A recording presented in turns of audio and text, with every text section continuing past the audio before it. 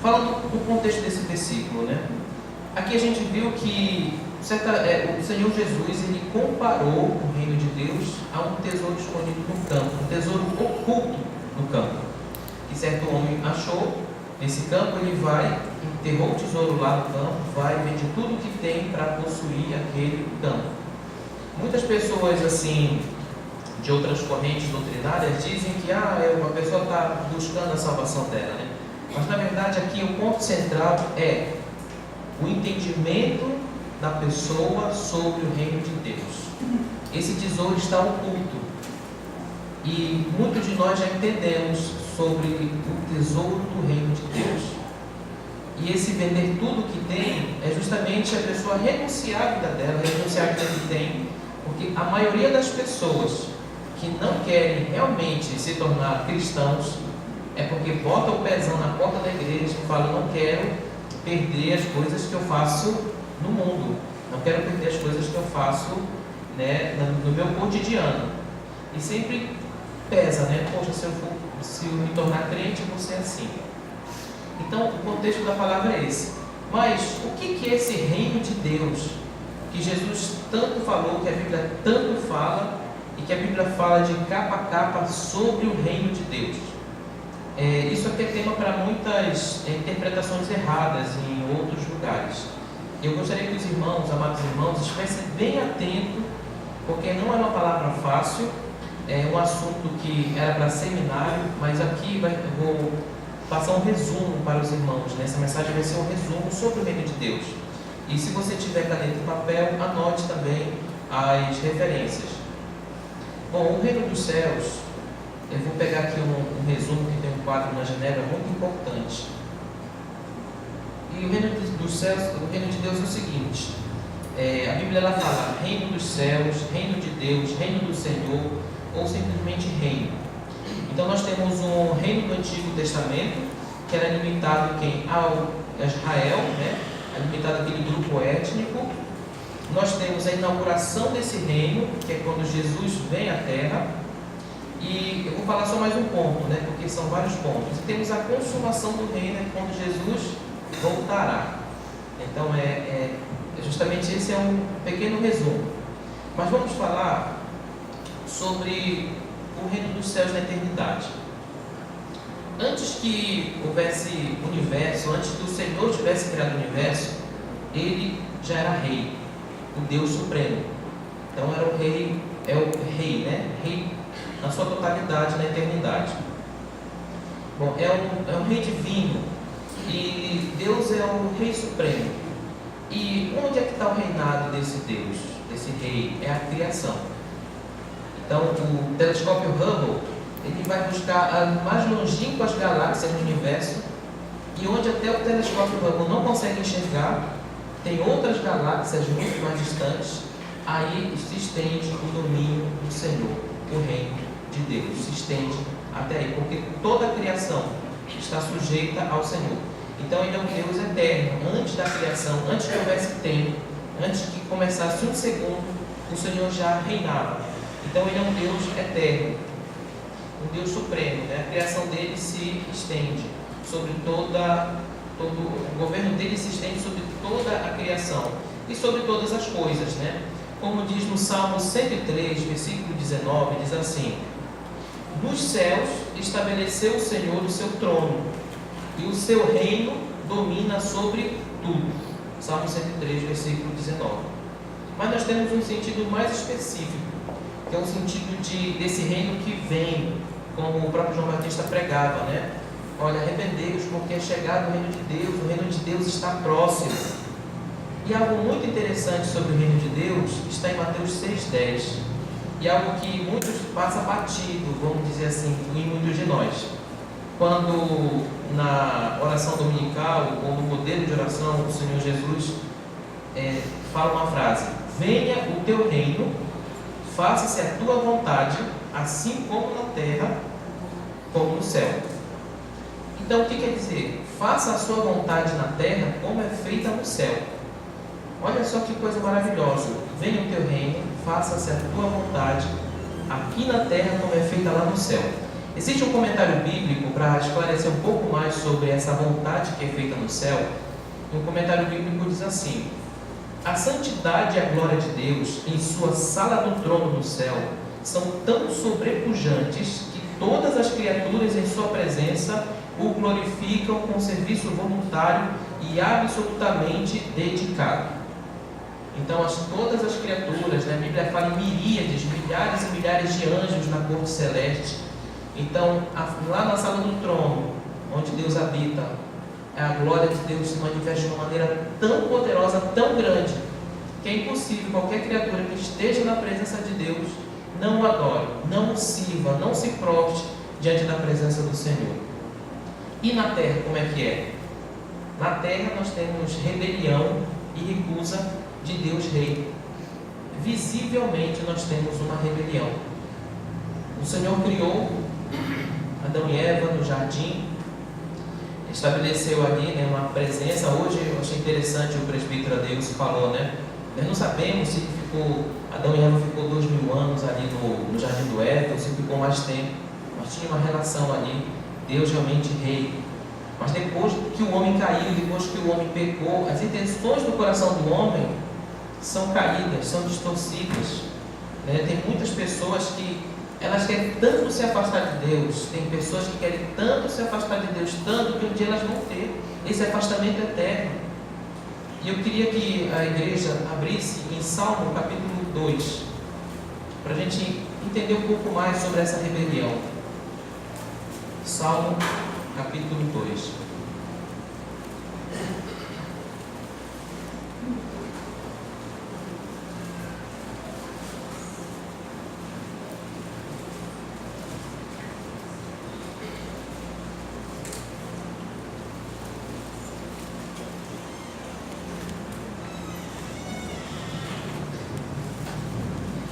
Salmo capítulo 2 diz assim: porque se enfurecem os gentios e os povos imaginam coisas vãs, os reis da terra se levantam e os príncipes conspiram contra o Senhor e contra o seu ungido, dizendo: rompamos os seus braços e sacudamos de nós suas algemas.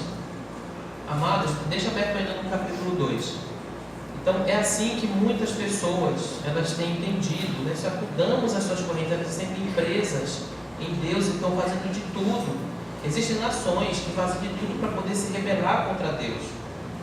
Versículo 4, a gente vê uma majestade do Senhor, diz assim: ri-se aquele que habita nos céus, o Senhor zomba deles. Na sua ira, a seu tempo, lhes há de falar, e seu furor os confundirá. Eu, porém, constituí o meu rei sobre o meu santo monte em Sião. Versículo 9, com vara de ferro as regerá, e as despedaçará como um vaso de ordeiro. Regerá quem? As nações. Aqui fala vara de ferro, fala sobre uma majestade de Deus. Então vejam que existe uma rebelião, né? Primeiramente, essa rebelião está em nosso coração, quando não conhecemos o Senhor. O pecado toma conta do nosso coração e todas as nossas intenções são contra o Senhor. Por isso que a palavra é bem interessante, que ela fala que nós éramos inimigos de Deus. O capítulo 5 de Romanos fala que nós encontramos paz com Deus. Isso é maravilhoso. Passamos de inimigos agora para o quê? Para servos do Senhor, súditos desse maravilhoso Rei. Então veja, irmãos, que na realidade que nós vivemos hoje, não só hoje, mas desde muito tempo, muitas nações se levantam contra o Senhor. Levantam-se nações que são ateias, nações que falam contra Deus, nações que proíbem qualquer tipo de pregação do Evangelho, nações que são totalmente fechadas. Mas existe uma coisa maravilhosa, porque quem reina é o Deus Todo-Poderoso. Quem reina é o Deus soberano. Eu estava assistindo com a minha esposa um testemunho de um missionário, se chama Adoniran Judson. Esse homem era missionário inglês do século, se não me engano, 18. E ele foi pregado num país chamado Birmania, super fechado para o Evangelho. Pegaram esse homem, bateram nele, penduraram ele de cabeça para baixo, com o rosto encostando no chão, jogaram larvas na cara dele, aquela coisa toda, né? E esse homem ficava pensando: poxa, Senhor, eu vim para cá, né, fazer a tua obra. e depois ele saiu da cadeia, estava na sua casa, isso lá na Birmânia, e algumas pessoas do interior foram procurar esse homem. Falaram assim: o senhor que é o estrangeiro chamado Adoniran Judson? Sim, sou eu. Com certeza o senhor é cristão, né? Ele ficou assim assustado, falou: por quê?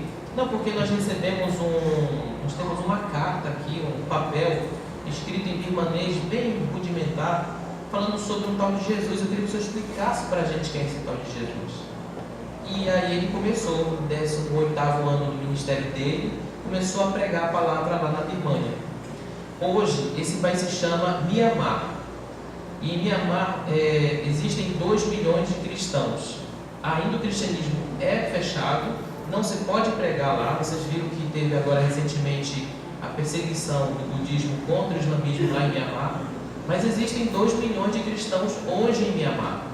E os missionários, agências missionárias que conseguiram entrar lá e perguntaram: como foi que chegou a palavra para vocês? Eu disse: não, é meu pai que pregou para mim. Perguntaram: e o seu pai? O pai dele. E o pai dele? Até chegar aqui em Judson. Então vejam que a palavra de Deus, ela entra. Tem uma parábola juntamente com essa sobre a palavra do reino, que fala que o reino de Deus é como um fermento, que no meio de 3 medidas de trigo, ela toma conta de toda a massa. Então, o reino de Deus, ela penetra em todas as nações. Então, na Coreia do Norte nós temos cristãos. Isso é interessante. Falando um pouco mais de reino, vamos falar um pouco sobre a configuração do reino ou do império na Terra. Um dos maiores impérios que surgiram foi o Império Romano. Então, o Império Romano avançou de uma forma muito grande sobre a Terra. Tem ruínas romanas até na Inglaterra. E o que acontecia? Quando chegava aquele império, ele colocava o quê? Colocava a cultura dele. Eles começavam a fazer estradas, que era típico daquele império romano, fazer estradas.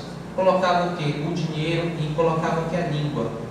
Eles punham a língua, o latim se espalhou, o dinheiro. Então, quando pegava o dinheiro, viu aqui a esfinge do imperador, o busto do imperador naquela moeda. E aí também tinha o busto do imperador em vários locais do império. Então, amados irmãos, quando o reino de Deus ele vai avançando, o reino de Deus avança, e quando uma pessoa se converte, ela se torna um cristão. Então o Senhor, ele coloca a sua imagem e semelhança nos confins da terra através de nós, que vamos nos convertendo ao Evangelho.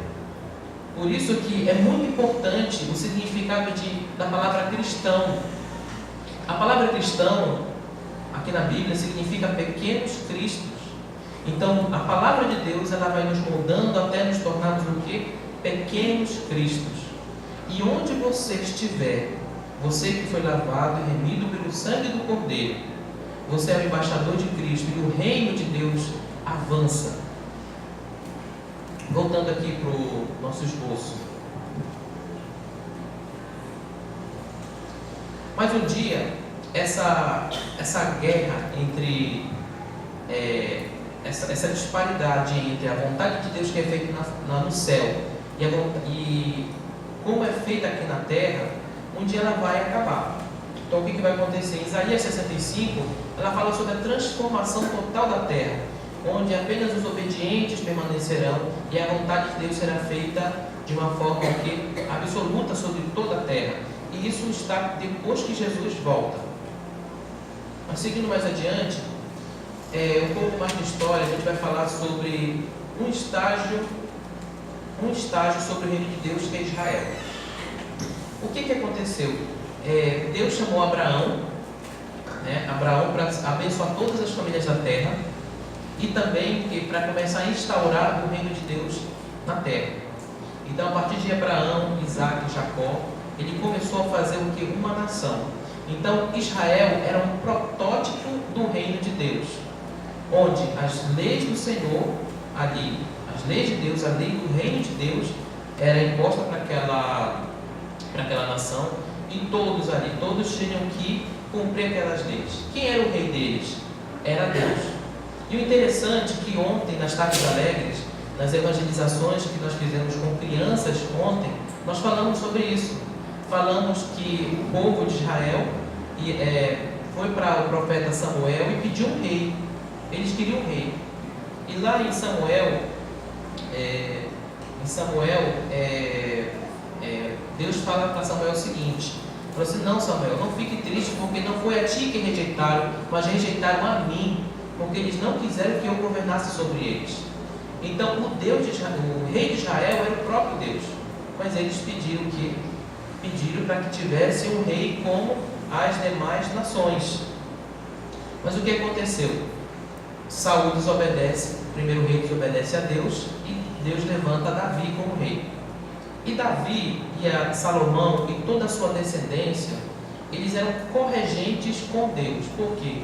Porque o trono é de Deus.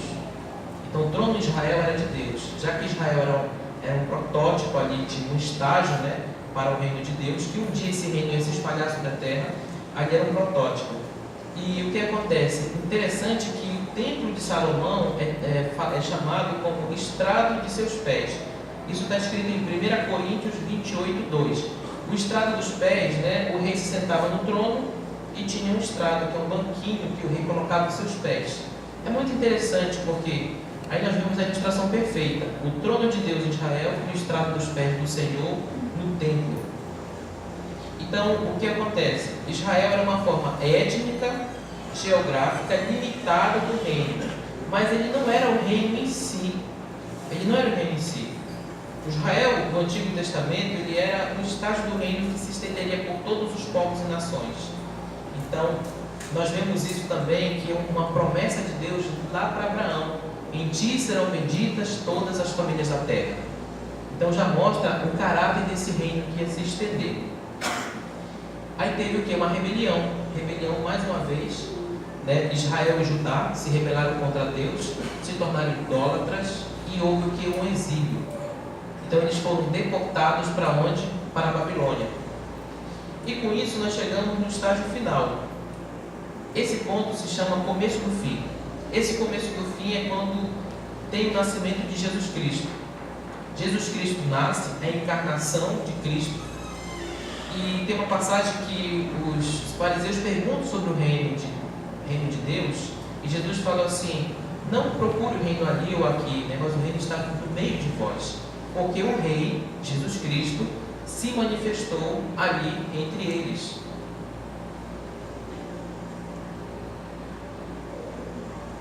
Em Mateus capítulo 2, versículo 2, fala o seguinte: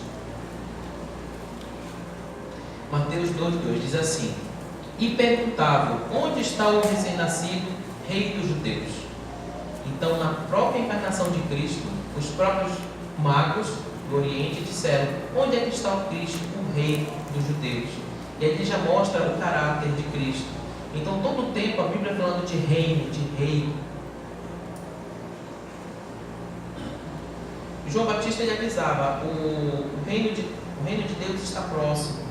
Mas aqui nós tínhamos os judeus, eles tinham um entendimento sobre o reino de Deus um pouco diferente. Eles achavam que quando o reino de Cristo se manifestasse, o do Messias, ele seria um reino literal mesmo, um reino material, um reino carnal, que Cristo seria um líder que lideraria o povo para sair das garras do Império Romano e ele tomar posse do reino. Mas não era isso. Então, por isso que muitos deles não entenderam, nem os judeus e nem os apóstolos não entenderam como esse reino de Deus ia se manifestar. Ele não era o quê? Ele não seria um reino que ia se instalar instantaneamente, não. Ele é um reino que ele vai o quê? Ele é progressivo. Ele é um reino que ele vai se desenvolvendo no decorrer da história. E a consumação desse reino, ela vai se dar de que forma? Hoje nós temos muitos missionários e hoje a igreja é essa agência do reino. Nós somos súditos desse rei. E como súditos, nós temos o que? Leis. Então o dever de casa que a gente vai ter essa semana é estudar o Sermão do Monte. O Sermão do Monte ele é a lei do reino de Deus, é a lei ética do reino de Deus. Então que nós possamos estudar essa semana sobre o Sermão do Monte, que vai nos dizer muitas coisas de como realmente os súditos de Cristo se comportam nesse reino. Então, se você é um súdito de Cristo, de que maneira nós temos nos comportado e servindo a esse Deus? Eu queria pedir aos irmãos que abram as suas Bíblias em Apocalipse capítulo 11, versículo 15.